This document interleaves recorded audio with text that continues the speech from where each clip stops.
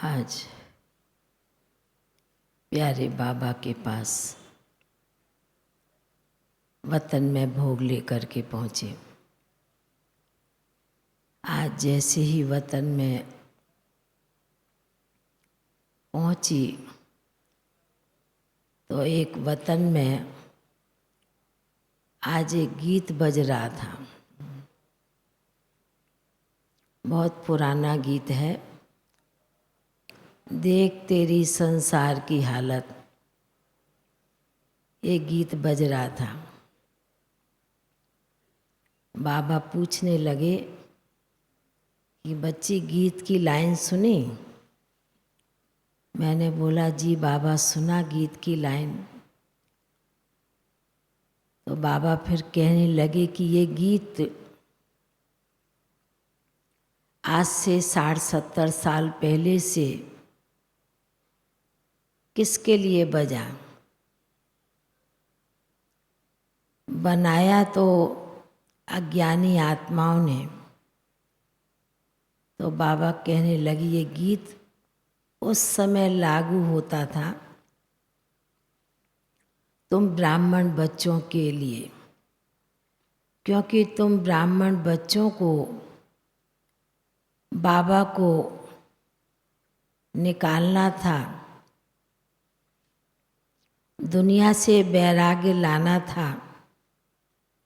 इसलिए गीत उस समय बजता था तो बच्चों को अंदर में वैराग वृत्ति आती थी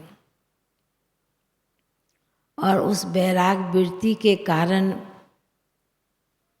बाबा के बहुत बच्चे अन्य बच्चे भी निकले। फिर बाबा ने कहा कि फिर कौन सा गीत बजा बच्चों के लिए? तो गीत बजने लगा पाना था सो पा लिया।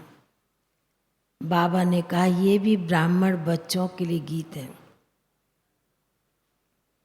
उस समय इतने अज्ञानी बच्चे पूरा समझ नहीं पाते थे। फिर अभी समय के अनुसार संसार की हालत देखते हुए अन्य आत्माएं,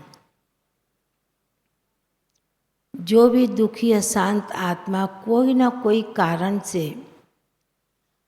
दुखी है, अशांत है, रोगी है,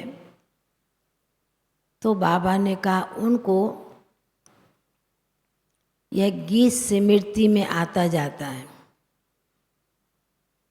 क्योंकि समय के अनुसार वो बातें एकदम बुद्धि में टच होती जा रही है।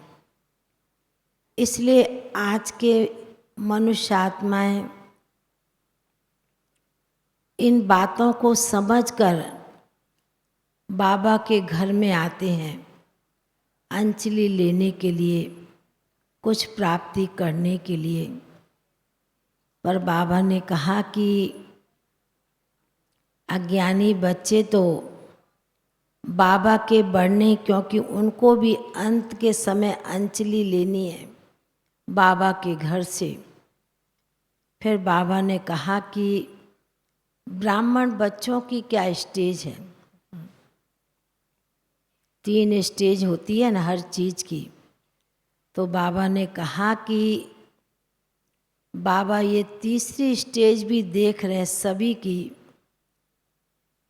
कि चिंगारी तो थोड़ी थोड़ी लगी है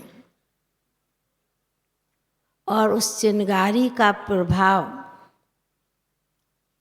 जैसे कोई किसी को मिटाने के लिए, खलास करने के लिए थोड़ी सी चिंगारी लगाता है, चिंगारी लगा के वो साइड हो जाता है, गुम हो जाता है।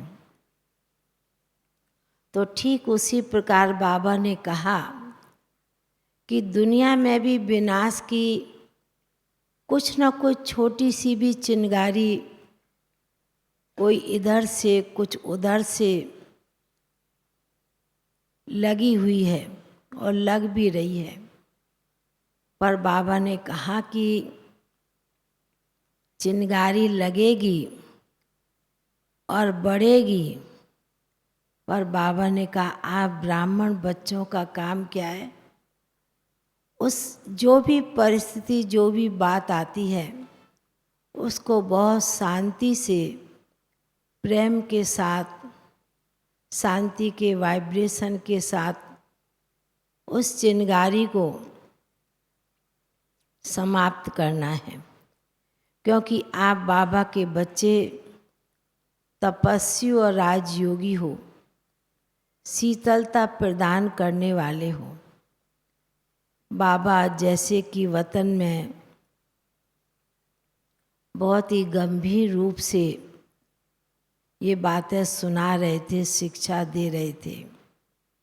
फिर मैंने बाबा के सन्मुख तो भोग रखा था, तो जैसे ही भोग रखा तो बाबा ने भी भोग पर दृष्टि डालते हुए कहा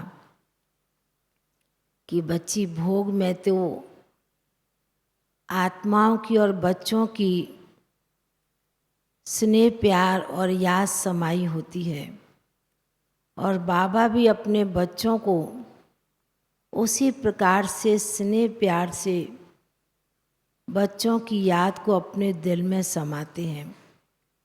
वह बच्चे भी महसूस भी करते हैं।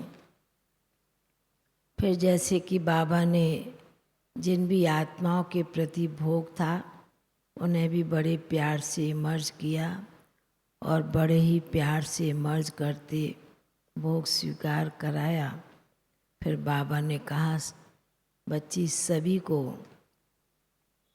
जो भी आत्माएं बाबा के घर में आती है, विशेष बाबा के घर का याद प्यार और स्नेह लेकर के जाती हैं।